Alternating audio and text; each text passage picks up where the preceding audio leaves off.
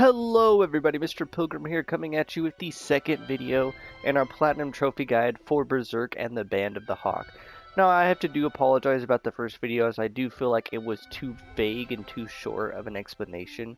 Aside from just showing you the first mission and just telling you what to do, I do apologize for that, as I'll now go into more detail.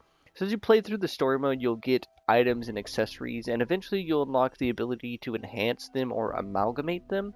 Best thing that I found to do is just wait until you can amalgamate stuff and then combine the same objects together. So like, say you have multiple of one accessory. Let's see if I can try and show you here. We'll just do the first mission, because why not?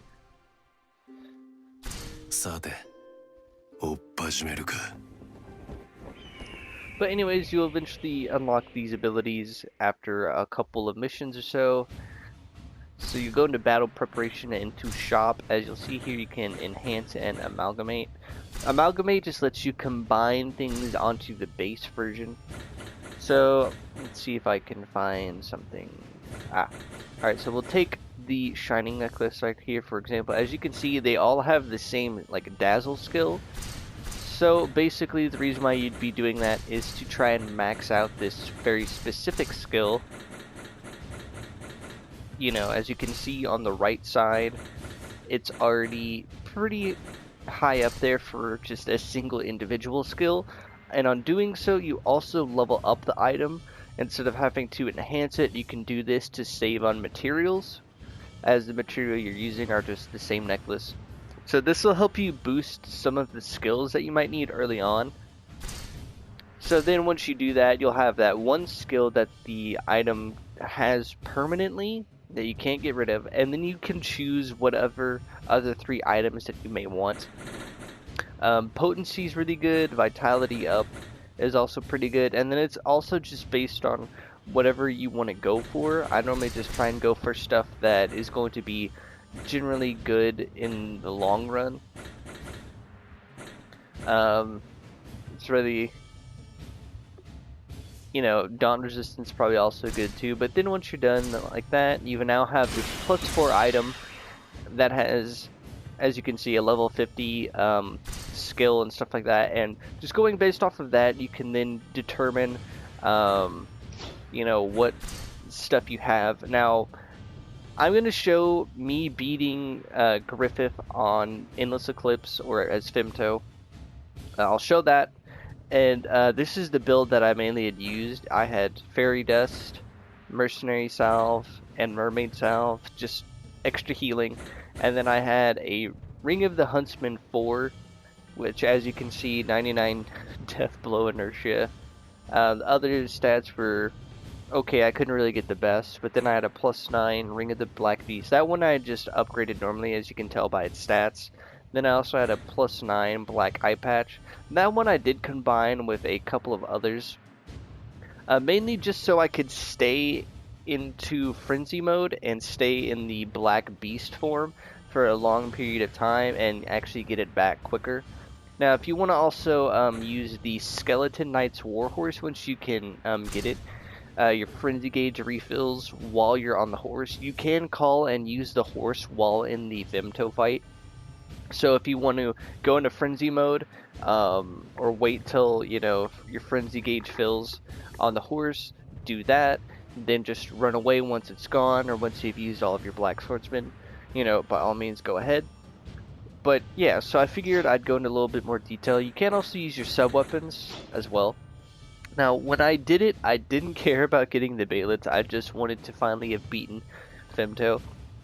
But when you go through the Endless Eclipse, there will be specific item drops that you can get from defeating the tougher enemies. So if you have a luck skill that's pretty high, you can guarantee those red and gold drops and item crafting, which does come in handy, as you'll need those, as you will have to play a bunch of Endless Eclipse with almost every character. But as of now, we're going to focus on doing the specific character related trophies. By that I mean those that are not related to doing Endless Eclipse. such as getting a win with every character, that one's pretty simple. You could easily just do whatever mission takes you the least amount of time to do, you know? And then from there, it's really not that hard. But the first one we're going to do is the one to rescue Casca.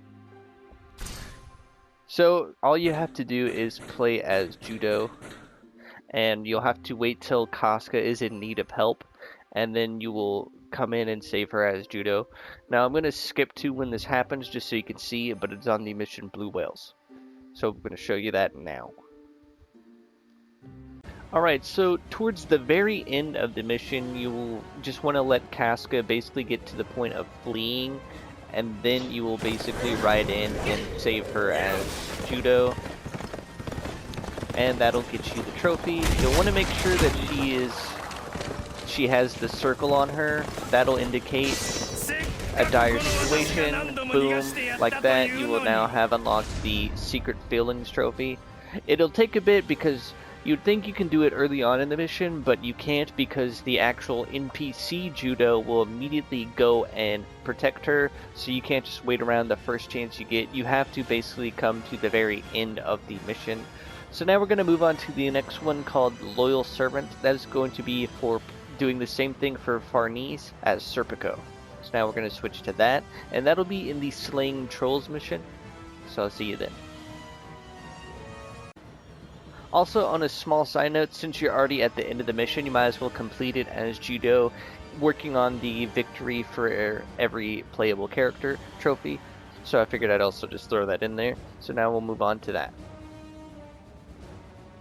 Alright, so not in the Slaying of Trolls missions, but actually in the Witch mission, as I tried a couple of times of just restarting to see if Farnese will spawn in as a character. She does not in that one, but in the Witch mission she does, and she can kind of be manipulated into taking damage on purpose. So you'll eventually get to the middle, and you'll have to fight off a bunch of the golems. Now if you don't ever fight any, they'll just keep respawning, and what you'll have to do is you have to push Farnese into some of their attacks, because she'll just stay over here next to Casca and will just not do anything. So if you push her into the middle, it'll take a bit of time, of course, from the attacks from the golems, because they don't just always all are super aggro. They'll kind of just sit there and look at you for a bit, but eventually you'll get her into the fleeing state, and then you'll come save her. That'll get you the Loyal Servant trophy, and then from there you'll basically just want to finish the mission, and then that'll get you the, you know, working towards getting a win with every character as well. So now we're going to move on to the next character trophy. Alright, so now during the Slaying of Trolls mission, I found it best since it's close by. And there's no timer or anything like that, and similar to the previous mission, you can kind of keep your party alive as long as you are close to them. Basically all you're going to want to do as Schierke is just simply summon her troll, wait a bit, and then do that over and over again 10 times until you get the trophy, and then like always just complete the mission. Now you can level up these characters before going into free mode, that way their damage output is a little bit better than normal. That way it doesn't take you longer to do. As you can see here, it does take about like 30 to 45 seconds to wait to resummon the trolls, as it is quite a long time, but as you can see, it doesn't take too long to do. But it's just the waiting that probably is a bit annoying. But this will ensure that you at least get the trophy before you defeat the mission, or beat the mission anyways. So yeah, so now we're going to move on to the next one. So I'll see you then. Alright, so the next trophy you want to work on is going to be for Nosferatu Zod, and it's going to be to transform into his apostle form at least 3 times in a single fight. You can try and do this in some of the endless Eclipse modes, or you can try this on some of the missions that give you a bunch of enemies, making it a lot easier to fill up your frenzy gauge and deathglow gauge. I'm trying this on the Devil Dogs, as this one has quite a few enemies, and you can kind of take your time, and then there is a boss at the end, giving you ample of time to fill it up, at least maybe 3 or 4 times in total. So yeah, so that's going to be the next thing you want to work on, and then from there we're going to move on to the next one. Alright, now the next two trophies that I'm going to talk about are basically the same thing, but just for two different characters. One being for Wild, and the other being for Casca, and that is just to defeat 1,000 enemies in a single mission, which isn't too hard. You can choose whatever mission that easily gets you that. Devil Dogs, the one we just did, easily has more than over like 1,300 kills that you can get for both of those characters. Downside is it does take roughly 12 to 14, maybe 15 minutes at most to complete the mission, so take with that what you will, but that'll get you 2 more trophies in doing so, and then we're going to move on to, I believe it's the last one involving Isidro, so I'll see you once we are onto that. Alright, so the next 2 character related trophies I'm going to talk about is Elf Dimension Style Secret Keeper, and then Elf Dimension Style Pupil. One of them you'll probably just achieve naturally, as it's just to win 50 matches while having Puck next to you in battle, so just playing as Guts will give it to you. And then the other one is related to the Gallery. It's a weird minigame, but you'll go to events, and then any event that has a blacked out screen like so, you'll have this little unique thing to where you can catch the Baylets as Puck, and that'll get you the Elf Dimension Style Pupil Trophy. There's nothing necessary for it, so once you do that, then that's that. And now the last thing that we're going to talk about in this video is actually going to be all of the large apostles necessary to defeat to unlock the Berserker trophy. So to do that, you'll have to free mode and then select the mission, and then fight all of the large apostles as Guts on Berserker difficulty. It won't pop for any other character, but so the apostles that are there is Nosferatu Zod, which you can find in the mission Nosferatu Zod. That's where you'll fight him. You will then fight Wild in the Devil Dogs, the mission that we were doing for the 1,000 kills and stuff with characters and all that. The next one will be the Lord of Thieves, the Snake Baron. He'll be in the Brand's... where is it? The Brand's Guidance. The next one will be the Count. He will be in the mission Those Who Have Transcended, right here, just a couple missions away. And then the last one that you have to do, or the last 2 that you have to do, is Grunbeld, which will be found in the Berserker Armor specific mission right here. And then the last one will of course be in the last mission, the Pishaka Invasion, and it will be Ganishka. So you'll have to hit triangle and change the difficulty to Berserk, and then just play as Guts and defeat all of the apostles, like so. Once you do that, you will then have all of the specific character related trophies, and then the Berserker trophy. Don't forget, you also have to do this. I should probably also mention this. You also have to go through and defeat all of the large apostles as Griffith, but that you don't have to do that on Berserk. You can just do that on normal. So that will be another 2 trophies right there, and that will round out this second video. Now the third one is just going to be going over all the remaining grinding that you'll have to do, which is going to be just endless Eclipse farming. That's all it is. It's going to be really annoying, but that's the last brunt of it. But anyways, I will see you all in the next one.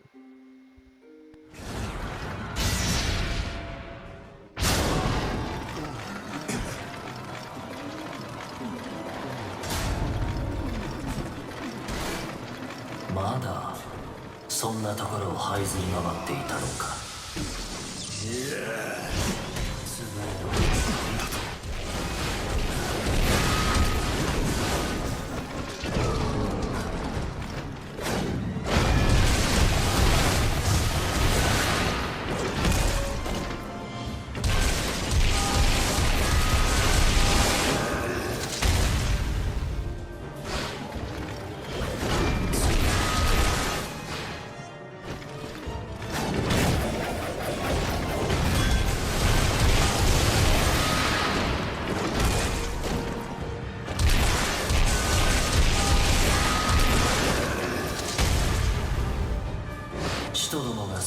殺されたところで我々にはかほどのこともない。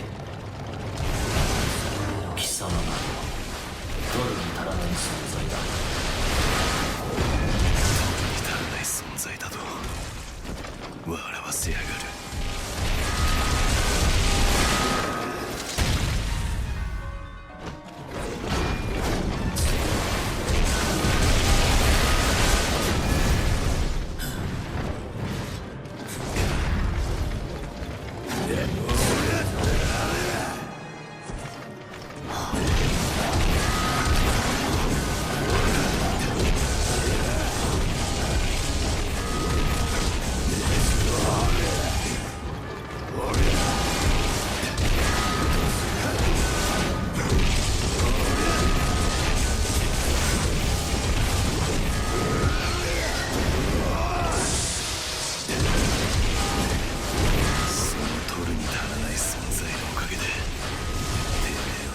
そうしてられるんだぜ。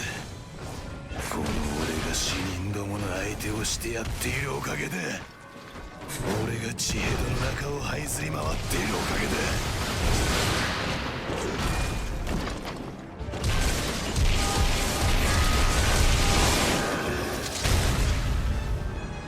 てめえはそこで人間以上ってやつを気取ってられるんだ。そう、貴様は這いずり回る生贄に過ぎん。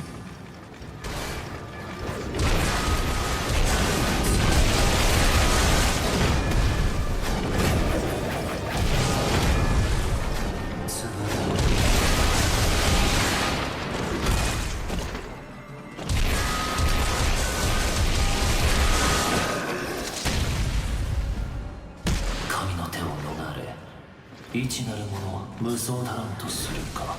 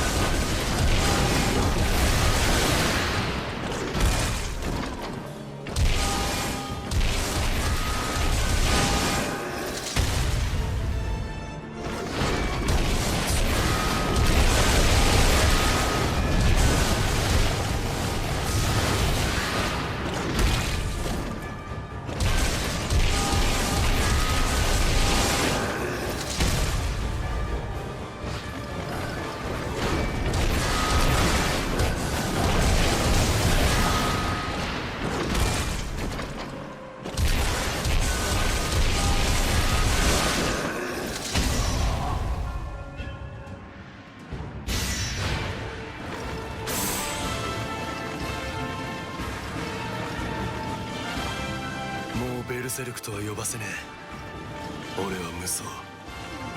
進むべき道は決まっている。その果てなき無限の思い、見事。